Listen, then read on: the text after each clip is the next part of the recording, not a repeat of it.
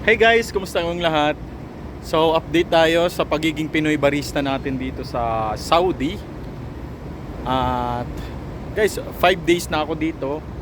Tsaka yun, share ko lang sa inyo yung 5 days ko dito. Masasabi ko dito.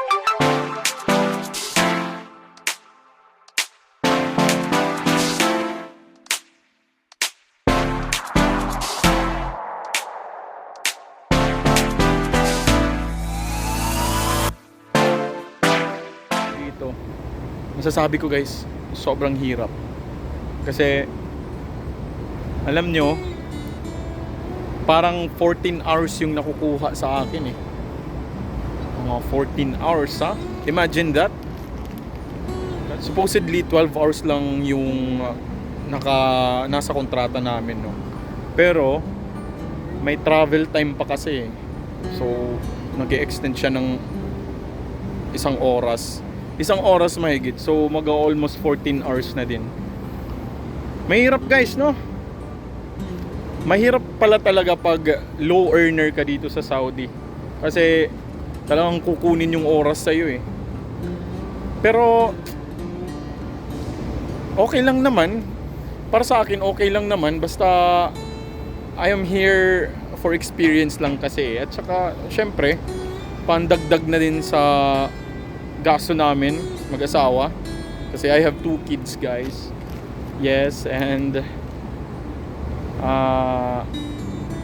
sa awa ng Diyos ay malulusog na bata. Kaya yun yung i-share ko lang guys. Kasi parang nakakapagod eh. Nakakapagod. Sa mga, yung mga nakapunta na dito at saka nag-work ng 12 to 14 hours, mga ganun per day. Nakakaintindi sila sa ganitong experience. So guys, hindi naman po ako nagrereklamo, pero yun nga, gusto ko lang i-share sa inyo na ito yung experience no, dito, pagiging Pinoy barista. Pero sa aming company lang yun ha. Sa iba nga wala talagang day off talagang. Ngayon Sabado yung, kasi under training pa ako, so Sabado yung yung day off, kasama si team leader kasi siya yung nagtuturo sa akin eh. Siya yung gumagabay sa akin, nagga-guide. So, yun no. Kaya sa mga anak dyan, no, sa mga nakakapanood dito, sa mga anak dyan na nasa Saudi yung tatay ninyo, or kahit saang sulok ng bansa, no, nagtatrabaho ng 12 hours, grabe guys. Masasabi ko sa inyo, sobrang hirap. Kaya yung ginagawa ko na lang is nag-i-enjoy na lang ako kasi malaking tulong to sa akin eh. Malaking tulong din to sa experience ko as pumunta dito, no? Kasi gusto ko to eh. Gusto ko tong feeling na ito. Gusto kong maging barista, no? Yun lang guys. I hope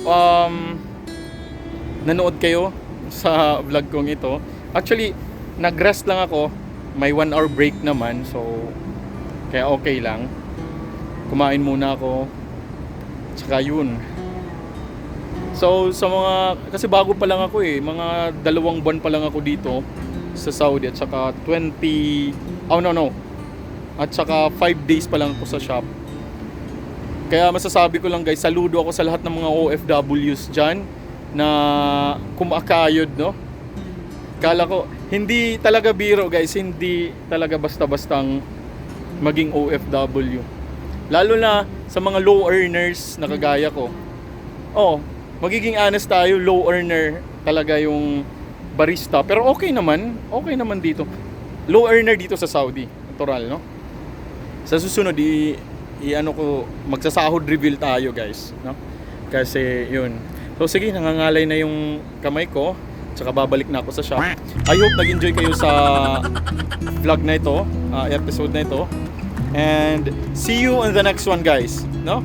Comment kayo sa mga bago pa lang dyan guys. Please like and subscribe. Comment kayo sa comment box section. Baka pwede natin yung ma-answer, no? So, Jem De Arong, Pinoy barista sa Saudi. Peace.